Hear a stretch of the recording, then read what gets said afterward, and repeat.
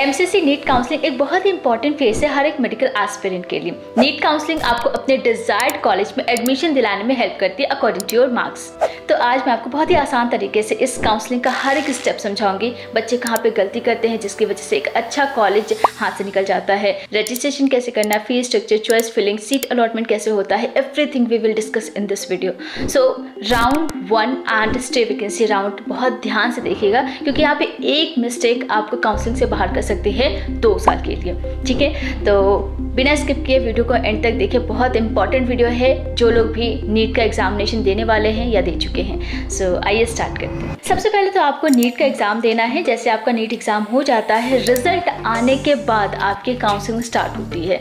सो MCC NEET counselling को discuss करने से पहले हम एक बेसिक काउंसलिंग के बारे में हम डिस्कस करेंगे, जो कि नीट काउंसलिंग ही होती है। नीट की जो काउंसलिंग होती है वो UG, PG and SS 3 level पे होती है, लेकिन यहाँ पे हम यूजी काउंसलिंग के बारे में बात कर रहे हैं। MBBS, BDS and BSc nursing, ये तीनों कोर्सेज की जो काउंसलिंग होती है वो भी 2 डिफरेंट लेवल पे होती है। एक आपकी एमसीसी काउंसलिंग होती है, दूसरा आपका स्टेट काउंसलिंग होता है। लेट्स सपोज हमारे पास कॉलेज ए है। अब इस कॉलेज ए में 100% सीट्स ऑल इंडिया कोटा के थ्रू फिल हो रही है। दैट मीन्स आपको सिर्फ और सिर्फ एमसीसी की काउंसलिंग करनी है कॉलेज ए के लिए, क्योंकि यहाँ पे स्टेट काउंसलिंग नहीं होगी, स्टेट कोटा नहीं है।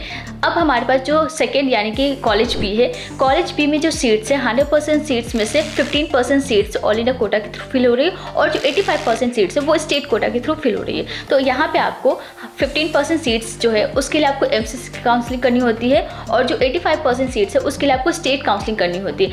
अगर आप उस स्टेट से बिलोंग कर रहे हैं और आपके पास डोमिसाइल है, तो आप 85% सीट्स के लिए रजिस्ट्रेशन कर सकते हैं। सेपरेट रजिस्ट्रेशन होता है स्टेट काउंसलिंग के लिए। और अगर आप उस स्टेट से नहीं बिलोंग करते तो आप ऑल ओवर इंडिया जो ऑल इंडिया कोटा है 15%, उसके लिए अप्लाई कर सकते हैं, और उसके लिए आपको एमसीसी काउंसलिंग करनी है। तो 15% काउंसलिंग के लिए सीट के लिए आपको एमसीसी काउंसलिंग करनी होती है, और 85% सीट्स के लिए स्टेट काउंसलिंग करनी होती है। और यही चीज़, यही प्रोसेस आपका AACCC में भी कंडक्ट होता है। इसके बाद पार्टिसिपेटिंग कॉलेजेस की बात करें तो एमसीसी के अंडर टोटल एमबीबीएस के लिए 442 कॉलेजेस है, और बीडीएस के लिए 89 कॉलेजेस है, बीएससी नर्सिंग के लिए 17 कॉलेजेस है।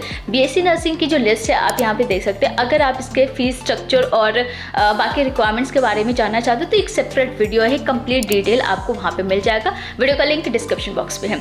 कुछ कॉलेजेस ऐसे हैं जो फीमेल ओनली कॉलेजेस है, जिसमें बॉयज़ यानी कि मेल कैंडिडेट अलाउड नहीं है चॉइस फिलिंग के लिए, तो वो चॉइस आप नहीं दे सकते हैं। जैसे कि आप यहाँ पे देख सकते हैं, बीपीएस गवर्नमेंट मेडिकल कॉलेज है, SBIMS lady Hardinge medical college, Symbiosis medical college, and इसके अलावा नर्सिंग में भी कई सारे कॉलेजेस है। नर्सिंग में I think BHU and Bhopal nursing college, ये 2 ही कॉलेज है जिसमें बॉयज़ एंड गर्ल्स दोनों अप्लाई कर सकते हैं। बाकी सारे कॉलेजेस फीमेल नर्सिंग कॉलेजेस है। ठीक है, उसके बाद यहाँ पे अगर आप कॉलेज चेक करना चाहते हैं कि कौन कौन से कॉलेज किस पर्टिकुलर कोर्स के लिए है, तो उसके लिए ऑफिशियल वेबसाइट पे जाना है एमसीसी के, जिसका लिंक डिस्क्रिप्शन बॉक्स में है। जैसे आप उस पर क्लिक करते हैं आपको ऑफिशियल वेबसाइट खुल जाता है।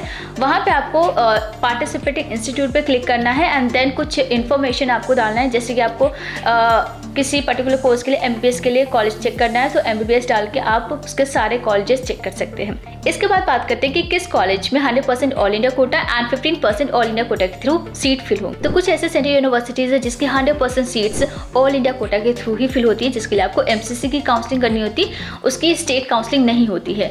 तो BHU है, BHU की जो एमबीबीएस एंड बीडीएस की 100% सीट्स है वो MCC counselling all India quota के थ्रू ही फिल होगी। उसके बाद है यहाँ पे एम्स, जिपमर के दोनों ही campuses, Pondicherry and Karaikal, MU है, JMI है। जामिया मिल्लिया इस्लामिया में 5% इंटरनल कोटा भी होता है फॉर जामिया स्टूडेंट्स। उसके बाद Delhi university and IP university की कुछ ऐसे कॉलेजेस है जिसकी 85% स्टेट कोटा के थ्रू फिल होगी, जिसमें आपका VMMC है, ABVIMS है, ESIC डेंटल है, और यहाँ पे IP quota seat of ESIC जो है 15% IP कोटा सीट है। और इसके अलावा जितने भी गवर्नमेंट कॉलेजेस है उसकी 15% सीट्स ऑल इंडिया कोटा के थ्रू ही फिल होती है, जिसके लिए आपको एमसीसी की काउंसलिंग करानी होती है। अब हम बात करते हैं कि कौन एलिजिबल है काउंसलिंग में पार्टिसिपेट करने के लिए। सो नीट काउंसलिंग में पार्टिसिपेट करने के लिए आपको नीट एग्जाम क्वालिफाई करना होता है। आपने सिर्फ क्वालिफाई किया है, आप एलिजिबल है पार्टिसिपेट करने के लिए। डजेंट मैटर कितने मार्क्स आए हैं। इसके अलावा जो स्टेट कोटा काउंसलिंग होती है उसके लिए आपके पास पर्टिकुलर स्टेट का डोमिसाइल होना चाहिए। काउंसलिंग प्रोसेस को डिस्कस करने से पहले हम काउंसलिंग फीस स्ट्रक्चर के बारे में डिस्कस करते हैं। तो रजिस्ट्रेशन फी आपकी नॉन रिफंडेबल होती है, और सिक्योरिटी अमाउंट आपकी रिफंडेबल अमाउंट होती है। सो रजिस्ट्रेशन फ़ी है यहाँ पे 1000 rupees for general and EWS, reserve category के लिए 500 रुपीज़ है। अगर आप डीम्ड कॉलेज के लिए अप्लाई करते हैं तो 5000 यहाँ पे रजिस्ट्रेशन चार्ज लगेगा। इसके बाद हम सिक्योरिटी अमाउंट की बात करें तो अगर गवर्नमेंट के लिए अप्लाई कर रहे हैं तो 1000 rupees for general and EWS के लिए, रिजर्व के लिए यहाँ पे 5000 रुपीज़। डीम्ड कॉलेज के लिए 2 लाख आपकी सिक्योरिटी अमाउंट होती है। एंड अगर आप डीम्ड प्लस गवर्नमेंट दोनों के लिए अप्लाई कर रहे हैं तो 5000 रुपीज़ आपकी रजिस्ट्रेशन फी रहेगी एंड 2 लाख रुपीज़ आपकी सिक्योरिटी अमाउंट रहेगी।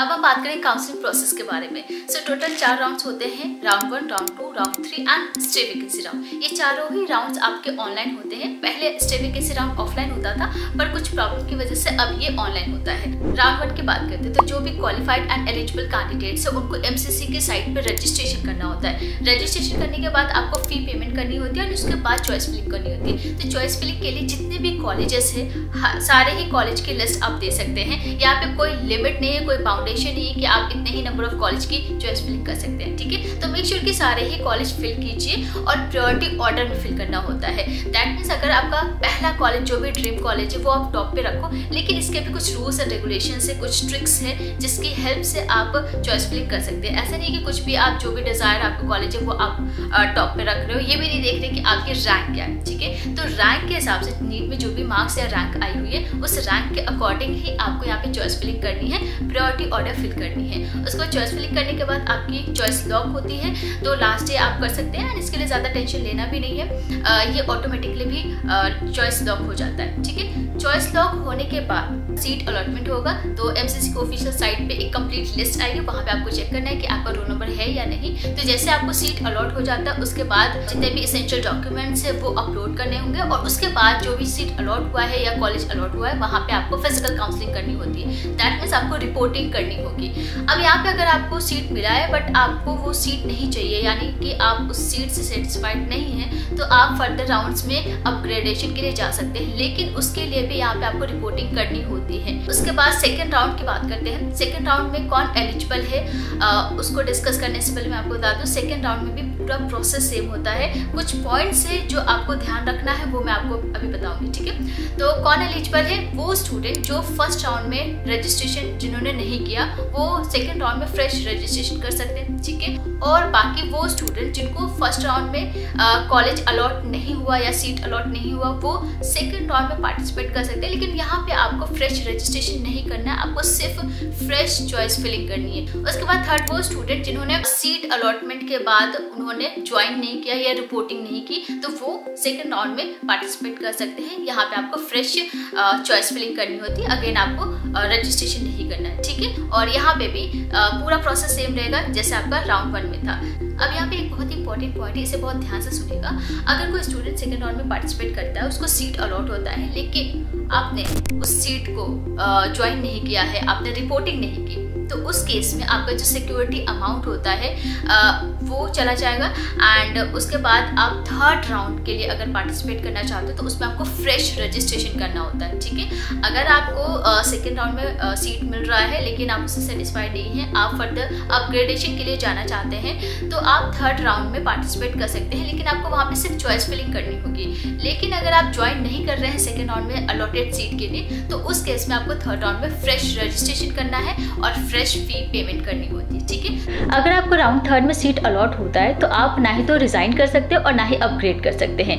अगर आपको सीट अलॉट नहीं होता है तो आप ऑटोमेटिकली स्टे वैकेंसी राउंड के लिए चले जाते हैं। तो स्टे वैकेंसी राउंड में वो स्टूडेंट पार्टिसिपेट कर सकते हैं जिनको कोई सीट अलॉट नहीं हुआ था राउंड थर्ड। तो आपका स्टे वैकेंसी राउंड जो कि फाइनल राउंड होता है, अगर यहाँ पे आपको सीट अलॉट होता है तो आपको वो सीट ज्वाइन करनी होती है और एडमिशन लेनी होती है। इन केस आप यहाँ पे सीट छोड़ते हैं तो उसके बाद 2 साल के लिए आपको काउंसलिंग से बाहर कर दिया जाता है, काउंसलिंग में पार्टिसिपेट नहीं कर पाओगे।